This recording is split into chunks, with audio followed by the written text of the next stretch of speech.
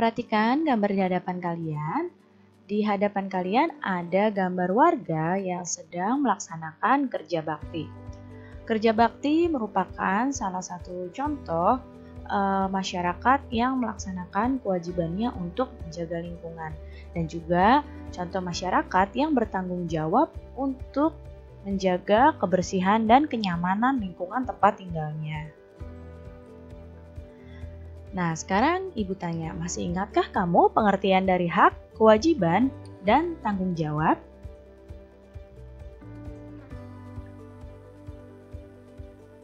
Hak adalah sesuatu yang dimiliki manusia sejak lahir. Kewajiban adalah sesuatu yang harus dilaksanakan oleh setiap orang. Sedangkan tanggung jawab adalah sikap dan perilaku seseorang untuk melaksanakan tugas dan kewajibannya. Hak, kewajiban, dan tanggung jawab merupakan tiga hal yang berbeda, tapi ketiga hal tersebut saling berkaitan satu sama lain. Hak dan kewajiban tersebut harus dilaksanakan secara bertanggung jawab oleh seseorang. Kalau orang tersebut tidak melaksanakan hak dan kewajibannya, maka bisa dibilang orang tersebut tidak bertanggung jawab. Ya, jadi hak, kewajiban, dan tanggung jawab itu saling berkaitan satu sama lain. Orang yang tidak melaksanakan hak dan kewajibannya, maka orang tersebut adalah orang yang tidak bertanggung jawab. Nah, berikut adalah hak seseorang sebagai warga masyarakat. Yang pertama adalah mendapatkan perlindungan hukum. Kemudian, mendapatkan pekerjaan dan penghidupan yang layak. Menikmati lingkungan yang bersih, kemudian hidup tenang dan damai, bebas memilih, memeluk, dan menjalankan agama, berpendapat dan berorganisasi, mengembangkan kebudayaan daerah, dan masih banyak lagi hak warga masyarakat yang lainnya. Kemudian, kewajiban seseorang sebagai warga masyarakat.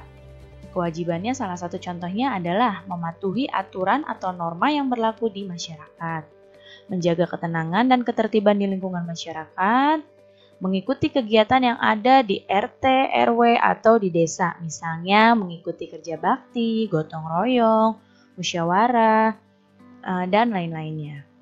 Menghormati tetangga di lingkungan tempat tinggal, membantu tetangga yang terkena musibah, dan menjaga kebersihan lingkungan tempat tinggal. Dan masih banyak lagi ya contoh-contoh kewajiban sebagai warga masyarakat.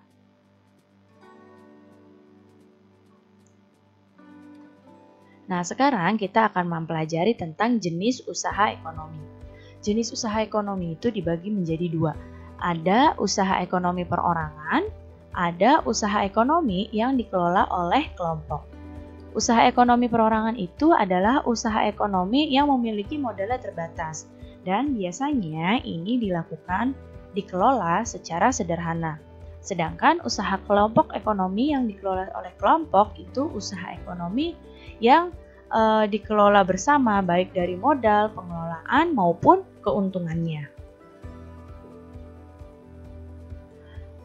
Perhatikan di sini, usaha ekonomi perorangan itu contohnya usaha pertanian, usaha perdagangan, usaha jasa, dan usaha industri kecil.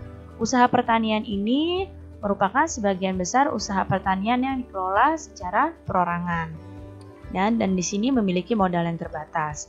Usaha perdagangan ini juga dikelola oleh perorangan, biasanya berskala kecil dan sedang. Contohnya pedagang asongan, pedagang di pasar, warung, toko kelontong, itu termasuk usaha perdagangan. Kemudian usaha jasa di sini memperhatikan di sini seperti usaha fotokopi, bengkel, potong rambut, penjualan pulsa, itu termasuk usaha jasa. Dan industri kecil ini dikelola oleh industri rumahan. Contohnya kerajinan tangan yang berupa pembuatan keramik, souvenir, anyaman, dan mebel. Kemudian ada usaha ekonomi yang dikelola oleh kelompok. Contohnya seperti firma, persekutuan komanditer, perseroan terbatas, BUMN, dan koperasi. Kita akan bahas tentang usaha ekonomi yang dikelola oleh kelompok. Nah, yang pertama adalah firma. Firma ini adalah perusahaan yang didirikan paling sedikit oleh 2 orang, dan setiap anggota punya hak untuk melakukan tindakan. Ya, jadi kalau firma ini paling sedikit didirikan oleh 2 orang. Kemudian ada persekutuan komanditer atau CV. Di sini adalah usaha yang memiliki 2 macam anggota kalau CV, yaitu ada anggota aktif dan ada anggota pasif. Anggota aktif ini berperan dalam menjalankan usaha. Kalau anggota pasif berperan dalam pemberian modal usaha. Contohnya misalnya CV, Kayu Jatiluhur, dan masih banyak lagi yang lainnya. Kemudian perseroan terbatas atau PT. Nah, ini adalah perusahaan yang modalnya dihimpun dari beberapa orang dengan cara menjual saham.